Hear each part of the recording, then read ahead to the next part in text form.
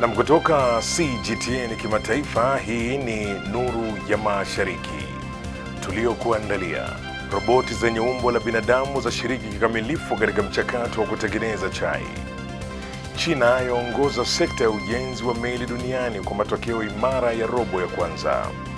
Na juhudi za kupunguza umaskini zabadilisha kijiji cha Gwizo kuwa kivutio cha utalii.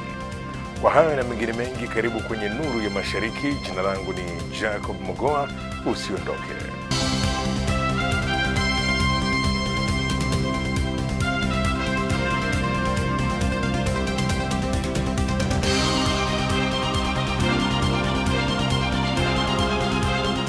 Na roboti zenye umbo la binadamu nchini China zimejaribiwa kwa mara ya kwanza katika mazingira halisi ya utengenezaji wa chai, zikifanya kazi mbalimbali kuanzia kuchuma majani hadi kuandaa chai, ikiwa basi ni sehemu ya maandalizi ya michezo ya dunia ya roboti zenye umbo la binadamu mwaka huu wa 2026. Mwenzangu Ronald Mutie alizamia taarifa hiyo na ametuandalia ripoti ifuatayo. Roboti zenye umbo la binadamu zimejaribiwa kufanya kazi katika hatua zote za utengenezaji wa chai katika mkoa wa Fujian, mashariki mwa China, kama sehemu ya kampeni ya kutangaza michezo ya dunia ya roboti zenye umbo la binadamu ya mwaka 2026 itakayofanyika mwezi Agosti. Baada ya wiki moja ya mafunzo, roboti zilizoshiriki katika nusu marathoni ya mjini Beijing mwezi Aprili zilifika katika kituo cha uzalishaji wa chai mjini Fuding kufanya kazi pamoja na wenyeji katika kuchuma chai, usafirishaji, ukaushaji na kushindilia chai kuunda umbo la keki. Hii ilikuwa ni mara ya kwanza kwa roboti hizo kujaribu matokeo ya mafunzo yao katika mazingira halisi ya kuzalisha chai. Licha ya kushindwa kwa mara kadhaa, roboti hizo hatimaye zilifanikiwa kutekeleza kazi walizopewa. This real-world challenge has enriched our robots' training scenarios. We have also seen more possibilities for dexterous robotic hands in the future. Of course, in this process, we also notice there is still much room for improvement. For example, the area of fingers used for pinching showed some problems. We will address them by constantly iterating and optimizing our products and prepare humanoid robots for serving society. Kupitia teknolojia ya kunasa mwendo, timu ya wahandisi ilikusanya mfululizo wa takwimu na kuendelea kuboresha uwezo wa udhibiti wa mkono wenye vidole vitano unaofanya kazi kwa ustadi. Sekta ya jadi ya utengenezaji chai pia imeonyesha uwezekano wa kutumia roboti zenye umbo la binadamu kusaidia kutatua upungufu wa wafanyikazi. It's my first time making tea with robots, which is very novel. There are areas where robots need improvement, but we believe they will become increasingly refined in the future. Michezo ya pili ya dunia ya roboti zenye umbo la binadamu itafanyika mjini Beijing kuanzia tarehe 22 hadi 26 Agosti, ikiwa na zaidi ya mashindano 30 yatakayoonyesha maendeleo mapya hivi karibuni katika akili jumuishi ya roboti na uwezo wa kufanya kazi kwa ustadi mkubwa. Chapa za China zinaendelea kupata umaarufu mkubwa katika masoko ya kimataifa, huku bidhaa zake za kisasa zikivutia watumiaji wengi duniani. Mwenzangu Tom Wenjala ana maelezo zaidi. Bidhaa hizo ni pamoja na simu za kisasa zenye uwezo wa kukunjika, miwani ya kidijitali na kamera za kisasa zenye uwezo wa kupiga picha pembe zote. Wateja kutoka ndani na nje ya China wanaonekana kuvutiwa pakubwa. There are a lot of technologies, like too much information to process, to be honest, like too much things. So it's kind of difficult for me. But it's like a good impression though. Katika bandari ya Waigaoxiao jijini Shanghai, zaidi ya magari 4,000 mapya yanayotumia nishati safi yanapakiwa kwenye meli kila siku kuelekea masoko ya nje. Katika miezi minne ya kwanza ya mwaka huu pekee, zaidi ya magari 4,400 ya aina hiyo yalitumwa nje kupitia bandari hiyo moja, jambo linaloonyesha kuongezeka kwa umaarufu wa chapa za China duniani. Aidha, meli kubwa ya kwanza ya kitalii iliyotengenezwa nchini humo, Adora Magic City, tayari imehudumia takriban abiria 7,000. Wakati huo ndege ya abiria ya C919 iliyotengenezwa nchini China nayo pia inaendelea kuongeza safari zake za kibiashara, huku mashine kubwa za uchimbaji na treni za kasi aina ya CR450 zikiweka rekodi mpya duniani. Chapa za China pia zinavutia watu wengi kwa kuchanganya utamaduni wa jadi na teknolojia ya kisasa. Mavazi ya mtindo wa Kichina, bidhaa za matumizi ya kila siku vikiwemo vifaa vya kisasa vya nyumbani vinaendelea kuuzwa kwa wingi. Katika robo ya kwanza ya mwaka huu, biashara ya bidhaa kati ya China na mataifa mengine ilifikia kiwango cha juu zaidi kuwahi kurekodiwa, huku biashara ya mtandaoni ya kuvuka mipaka ikiingiza na kusafirisha bidhaa zenye thamani ya yuani bilioni 818.5 sawa na takriban dola bilioni 120 za Marekani. Kijiji cha Dalidong katika mkoa wa Guizhou kusini magharibi mwa China ambacho zamani kilikumbwa na umaskini mkubwa sasa kinang'ara kama kitovu cha utalii na biashara ndogo ndogo. Haya basi, mwenzangu alizamia taarifa hiyo ambaye ni Simiyu Wanjala na ametueleza zaidi kuhusu kijiji hicho. Kwa miaka mingi mkoa wa Guizhou ulijulikana kwa milima migumu na maisha ya umaskini yaliyowakumba wakazi wengi. Hata hivyo, hali imebadilika kwa kasi katika kijiji cha Dalidong kinachokaliwa na zaidi ya jamii ya kabila la Dong. I came straight back home as soon as I graduated from college. Before, we had extra rooms just sitting there doing nothing. Then the state introduced a policy offering subsidies for poor households to build homestays in our village. Our family got 20,000 yuan in subsidies. After Village Super League, we got so many guests, way more than before. Sometimes guests would show up at 2 or 3 in the morning to check in. We're basically fully booked every single day. Lin amesema kabla ya juhudi za kupunguza umaskini, familia yake ya watu 6 ilikuwa ikiingiza kati ya yuan 20,000 hadi 30, kiasi ambacho hakikutosha kukidhi mahitaji yao ya msingi. Mama yake sasa huuza vitafunwa vya asili kwa watalii, huku bibi yake akipata kipato kupitia kazi za mikononi. Watalii kutoka mataifa mbalimbali wamekuwa wakivutiwa na mandhari ya kijiji hiki pamoja na maisha ya utulivu ya vijijini. Serikali ya kijiji imesema baadhi ya familia sasa hupata hadi ya yuan 200,000 kwa mwaka kupitia biashara za nyumba za wageni, hatua inayotajwa kuwa ushahidi wa mafanikio ya sera za China za kupunguza umaskini na kuendeleza maeneo ya vijijini. I think this place was exactly what we needed after being in a big city for a couple of days. This is like where you can unwind and chill and enjoy the sun today, which is nice, and a coffee and just stroll around and the beautiful nature. So it's really exciting. In the village, a lot of accommodation being built right now as well. So you see, I think you see the economical development of the village for sure through walking through here. Na sekta ya ujenzi wa meli nchini China imeendelea kuongoza duniani katika robo ya kwanza ya mwaka huu baada ya kurekodi ongezeko kubwa la oda mpya, uzalishaji pamoja na sehemu yake katika soko la kimataifa. Takwimu hizo zilitolewa Jumamosi na Wizara ya Viwanda na Teknolojia ya Habari ya China. Nilizamia taarifa hiyo na kukuandalia ripoti ifuatayo. Takwimu zinaonyesha kuwa kuanzia Januari hadi Machi mwaka huu, China ilikamilisha ujenzi wa meli zenye uzito wa jumla wa tani milioni 15.68, sawa na ongezeko la 46% ikilinganishwa na kipindi kama hicho mwaka uliopita. Meli za kusafirishwa nje zilichangia 96.1 ya meli zote zilizokamilishwa. Aidha, oda mpya ya ujenzi wa meli ziliongezeka kwa 195.2 na kufikia tani milioni 59.53, huku oda zilizokuwa bado zinatekelezwa hadi mwisho wa Machi zikifikia tani milioni 322.3, ikiwa ni ongezeko la 43.6 mwaka hadi mwaka. Uzalishaji wetu, oda mpya pamoja na oda zinazoendelea kutekelezwa zote zilionyesha ongezeko kubwa katika robo ya kwanza ya mwaka huu. Ikilinganishwa na mwaka uliopita, oda mpya zimeongezeka kwa kiwango kikubwa, jambo linaloonyesha uthabiti na nguvu ya maendeleo ya China. Kuongezeka kwa imani ya soko la kimataifa kwa sekta ya ujenzi wa meli ya China, hususan uthabiti na uhakika tunaoutoa, ni jambo lenye thamani kubwa katika kipindi hiki cha kuyumba kwa hali ya uchumi duniani. Katika aina 15 kati ya 18 za meli kubwa duniani, China iliongoza kwa kiwango cha oda mpya.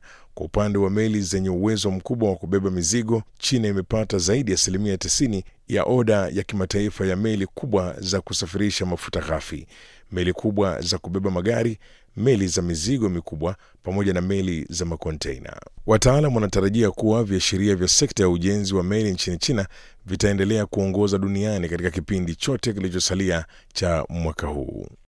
Na kwingineko ni kwamba biashara kati ya China na Afrika imeendelea kukua kwa kasi, huku kiwango cha biashara kati ya pande hizo mbili kikifikia rekodi mpya katika kipindi cha Januari hadi Aprili mwaka huu. Ushirikiano wa kiuchumi na kibiashara umeimarika zaidi kutokana na kuongezeka kwa bidhaa zinazoingizwa na kusafirishwa kati ya China na mataifa ya Afrika. Habis Darwesh anatueleza zaidi. Kwa mujibu wa takwimu zilizotolewa Jumamosi na utawala mkuu wa forodha wa China GAC, jumla ya uagizaji na uuzaji bidhaa kati ya China na nchi za Afrika ilifikia yuan trilioni 855.34 katika kipindi cha Januari hadi Aprili mwaka 2026, ikiwa ni ongezeko la 19.4 ikilinganishwa na kipindi kama hicho mwaka uliopita. Katika miezi minne ya kwanza ya mwaka huu, uagizaji wa China kutoka Afrika uliongezeka kwa 11.2 mwaka hadi mwaka na kuendelea kukua kwa miezi 8 mfululizo. Kuanzia Mei mosi, China imeanza kutekeleza sera yake ya kutotoza ushuru kwa nchi 53 za Afrika zenye uhusiano wa kidiplomasia nayo. Hadi sasa, mazao ya msimu kutoka Afrika kama vile futaha, machungwa na parachichi yameanza kuingizwa nchini chini ya sera hiyo mpya. Kupitia soko lake kubwa, China inapatia Afrika fursa mpya za maendeleo, jambo linalonufaisha zaidi wananchi wa China na wale wa Afrika. Biashara nje ya China iliongezeka kwa 14.9 mwaka hadi mwaka na kufikia yuan trilioni 16.23 katika miezi minne ya kwanza ya mwaka 2026. Mauzo ya nje ya nchi hii yaliongezeka kwa 11.3 na kufikia yuan trilioni 9.33, huku uagizaji bidhaa kutoka nje ukiongezeka kwa 20% na kufikia yuan trilioni 6.9 katika kipindi hicho. Na kituo kipya cha usalama cha kampuni ya magari ya Geely nchini China kina uwezo wa kuiga hali halisi za ajali za barabarani kupitia njia maalum ya majaribio yenye urefu wa karibu mita 300 na mfumo wa kipekee. Mwenzangu basi Zakia Pong anatujuza mengi kwenye sehemu yetu ya Ifahamu China.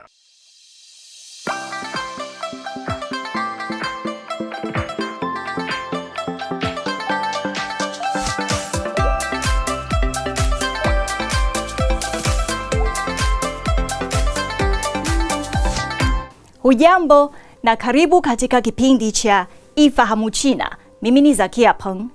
Kiwanda cha magari cha China, Geely, kimezindua rasmi kituo kikubwa zaidi cha majaribio ya usalama wa magari duniani huko Ningbo, mkoani Zhejiang, mashariki mwa China, ambacho kinatoa majaribio yenye ufanisi kwa sekta ya magari duniani na ambayo yanaweza kuaminika kwa kutumia teknolojia za kisasa na aina kamili zaidi za hali za kuendesha magari. Kituo cha usalama cha Geely kina njia ndefu zaidi ndani ya jengo kwa matarajio ya ajali za magari, ambayo ina urefu wa karibu mita 300 na inayoweza kuiga kikamilifu hali halisi za ajali za barabarani. Sehemu ya mwisho ya njia hiyo ina ukuta wa kuzunguka pande 4 inayokuwa ya kipekee na kuruhusu majaribio ya ufanisi ya aina mbalimbali za migongano, ikiwa ni pamoja na migongano ya mbele ya 150% pamoja na migongano midogo ya sehemu ya mbele. Kituo hicho pia kina mfumo wa kisasa ambao unaweza kuiga hali 264 za hewa kama vile mvua, theluji na ukungu, hasa kwa ajili ya kupima utendaji wa usalama wa magari. Maabara ya muundo wa mazingira ya ndani inachanganya data za hali ya hewa na barabara kutoka nchi zaidi ya 50 na kuruhusu watafiti kufanya majaribio ya magari katika hali yoyote ya hewa ndani ya kituo. Kituo hicho pia kimewekwa handaki kubwa zaidi la upepo duniani kwa ajili ya upimaji wa magari lililoidhinishwa na rekodi za dunia za Guinness, lenye uwezo wa kuiga mazingira halisi ya barabara, ikiwa ni pamoja na hali ya hewa kali na muinuko wa juu. Pia ina seti 60 za mifano ya watu, ikiwa na uwekezaji unaozidi yuan milioni 200 ikijumuisha jinsia zote za makundi yote ya umri. Mifano mingine inatumika kukusanya data kama kasi, kuhama na nguvu katika wakati wa mkongano, kuruhusu upatikanaji wa data za ajali na matokeo ya ulinzi kwa usahihi mkubwa. Haya, kwa leo kipindi hiki kinaishia hapa. Katika kipindi kijacho nitaendelea kukuletea mambo mengine yanayovutia kuhusu utamaduni na jamii ya China. Asante kwa kuwa nami. Mimi ni Zakia Peng. Kwa heri. Na mtazamaji, basi sasa ni wakati wa sehemu yetu ya Jifunze Kichina. Katika sehemu hii tunakuletea masomo ya lugha ya Kichina hatua kwa hatua na kwa njia ambayo ni rahisi na ya kuvutia zaidi. Karibu kwa pamoja tujifunze lugha ya Kichina.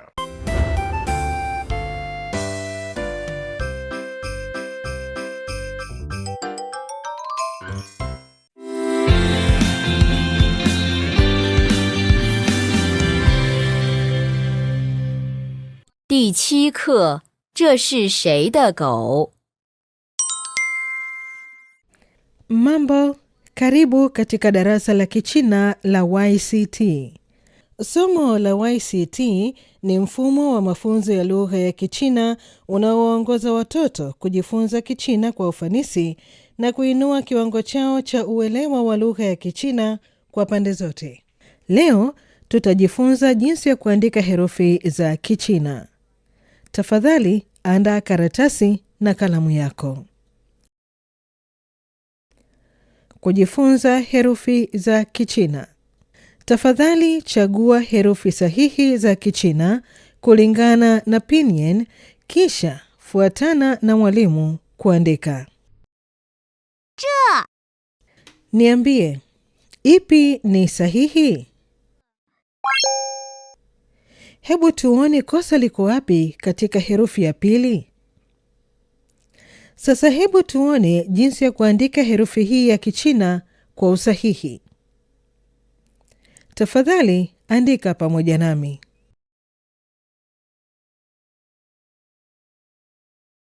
Na. Niambie, ipi ni sahihi? 第二个 Hebu tuone kosa liko wapi kwa herufi ya kwanza. Sasa hebu tuone jinsi ya kuandika herufi hii ya Kichina kwa usahihi. Tafadhali andika pamoja nami.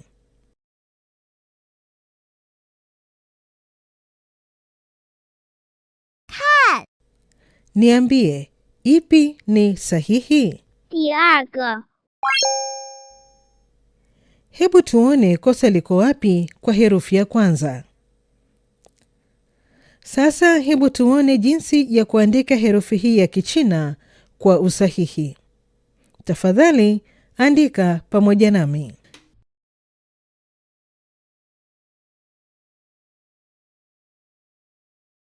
R. Niambie, ipi ni sahihi? 第一个 Hebu tuone kosa liko wapi katika herufi ya pili. Sasa hebu tuone jinsi ya kuandika herufi hii ya Kichina kwa usahihi. Tafadhali andika pamoja nami. Tafadhali sikiliza rekodi na uchague jibu sahihi. 狗 Niambie, ipi ni sahihi? 第二个狗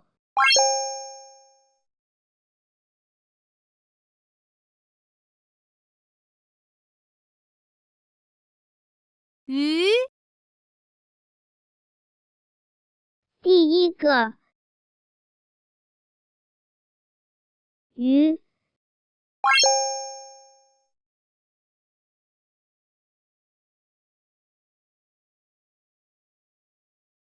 猫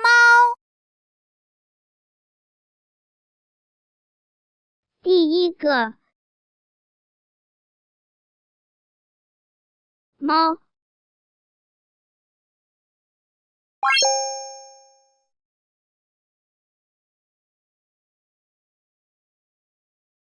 鸟 第二个鸟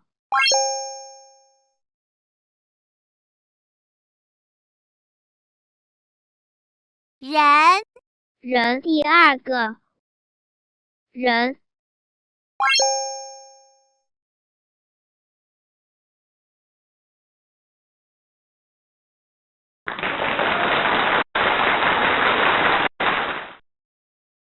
Kazi ya kufanya nyumbani ya leo ni kuandika herufi za Kichina.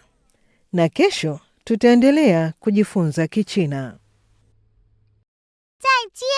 Kufikia hapo ndipo ninapokamilisha makala haya ya Nuru ya Mashariki. Usikose kujiunga nasi tena juma lijalo sana wakati kama huu kwa makala mengine ya Nuru ya Mashariki. Kwa niaba ya wote waliofanikisha, mimi ni Jacob Mogoa nikisema shukran kwa kuwa nami. Kwa taarifa zaidi kuhusu China, unaweza kutembelea tovuti ya CRI Kiswahili na marafiki_CN kwenye Facebook. Pia unaweza kupakua app ya Cheche kwenye Google Play na Palm Store.